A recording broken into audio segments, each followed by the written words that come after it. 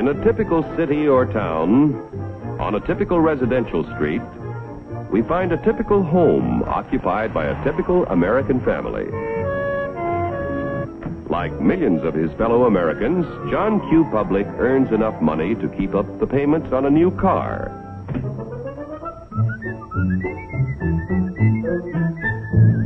He takes great pride in owning a fine, new, long-term mortgaged home that was built to last a lifetime.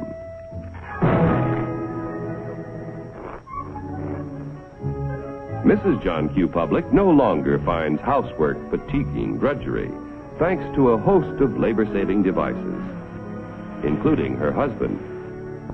Mr. John Q., because of a 40-hour week, has the leisure to dream about his favorite sport. Darling!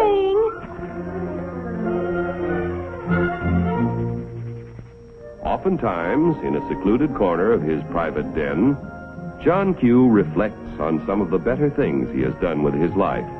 Insurance to protect his family if he is called before his time. Money in a savings account for emergencies, for summer vacations, and to help put John Q. Jr. through college. In spite of the high cost of being a husband and father, John Q. has a private little nest egg. His practical nature tells him it ought to do more than collect moths. Let's see, where did I put this thing? I know it's... common stock. Do I own any? I don't even know what they are. In that case, it might be a good idea to get a little information with a fellow who owns and operates a company that makes and sells oil drums. Each year, customers buy more and more from our... because he makes a better oil drum than his competitors. One day, customers demand more oil drums than the owner can produce. He figures it will take about $3 million to do the job. So he decides to form a corporation to sell shares in his business to raise the capital he needs. First, the owner goes to the state government to get a corporation charter and permit to sell shares in this business. Next, our friend goes to an investment banker and shows him the record of the oil drum manufacturing company's past performance and plans for expansion. The investment banker decides to help our friend sell shares in the corporation to raise the $3 million. However, before any shares in the corporation can be sold, certain information must be filed with the Securities and Exchange Commission in Washington. The investment banker and the owner must swear that the information they file contains nothing but the truth. Registration with the SEC does not imply that the government approves the stock issue as a good investment, but only assures the public the material statements about the stock issue are false. Punishment will be according to the law. After SEC registration is effective, the investment banker pays the owner $3 million in exchange for a certain number of shares in the Oil Drum Manufacturing Corporation. The investment banker sells shares of the common stock to people at a price of $3 million investment and shows a profit for his services in selling the stock. Money received from the sale of shares in the business builds a new and better plant, which produces more and better oil drums. The people who bought common stock own proportionate shares in the corporation, tools, equipment, and all of its assets. Common stockholders elect the directors of the corporation. Directors represent the stock and are responsible for the way the business is run. Directors determine the amount of dividends, if any, to be paid out of earnings to the stockholders. Naturally, when stockholders invest in a business, they hope to receive dividends to help pay for necessities of life. Within a few short years, an increasing demand for the company's product poses a friend. How can he fill all the orders? He will have to build more plants and buy more tools to increase production of oil drums. It will take about $20 million to do the job. One way to get this additional capital is to sell more stock to many more people. So the Oil Drum Manufacturing Corporation votes to send its president to the New York Stock Exchange to see if their common stock can qualify for listing. The corporation wants to list its securities on the exchange so that the additional stock they need to sell will be more attractive to investors all over the nation. Securities listed on the New York Stock Exchange can be sold for cash any time in this national marketplace. Each year, inquire about listing their securities, but only those which can pass a thorough examination as to their financial health are accepted. Calling the president of the Oil Drum Manufacturing Corporation. Calling the president of the Oil Drum Manufacturing Corporation. Report to Examination Room B. Attention all members of the Stock List Department. Report to Examination Room B. The Stock List Department examines the qualifications of corporations to be listed on the New York Stock Exchange. The corporation must have substantial assets in plants, tools, equipment, and cash. There must be a broad distribution of its shares among a large number of stockholders.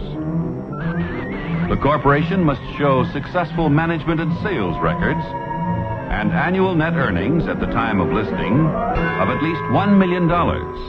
The proposed stock issue must meet federal, state, and New York Stock Exchange regulations. The corporation must agree to report to its stockholders at frequent intervals.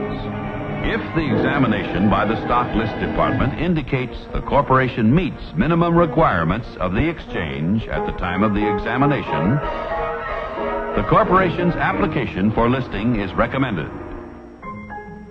The Board of Governors of the New York Stock Exchange finally approves the application and sees that it is made public. Extra, extra, read all about it. Now that the Oil Drum Manufacturing Corporation's stock is listed, its name is abbreviated for use on the ticker tape. Each time ODM stock or any other stock listed on the exchange is bought or sold, the ticker tape flashes all over the nation the price and number of shares traded. A buyer in Colorado wants to purchase some ODM stock. The buyer's broker in Colorado sees that the last ODM transaction was at $10 a share. The buyer could buy from 1 to 99 shares, which would be known as an odd lot. But a Colorado friend decides to invest in 100 shares, known as a round lot. The Colorado broker wires the order to his New York office. The buy order is telephoned to the floor of the New York Stock Exchange. It is given to the firm's floor partner, who becomes the representative of the buyer in Colorado. The floor partner goes to the post where ODM stock is traded. The representative of the buyer in Colorado bids $10 a share for 100 shares. But at the moment, there is no stock offered for sale at this price. In the meantime, however, in Maine, an ODM stockholder who needs cash decides to sell his 100 shares if he gets $10 a share. The Maine broker wires the sell order to his firm's representative on the floor of the New York Stock Exchange. This firm's floor partner, representing the seller in Maine, offers to sell 100 shares of ODM stock at $10 a share. The price of $10 a share is mutually acceptable, and the transaction is made. Like the cowboy in Colorado and the fisherman in Maine, investors all over the country use the facilities of brokers who are members of the New York Stock Exchange whenever they want to buy or sell stock of companies listed on this national market. Yesterday's savings financed the miraculous growth of our railroads, automobiles, airplanes, farm machinery, communications, electric light and power,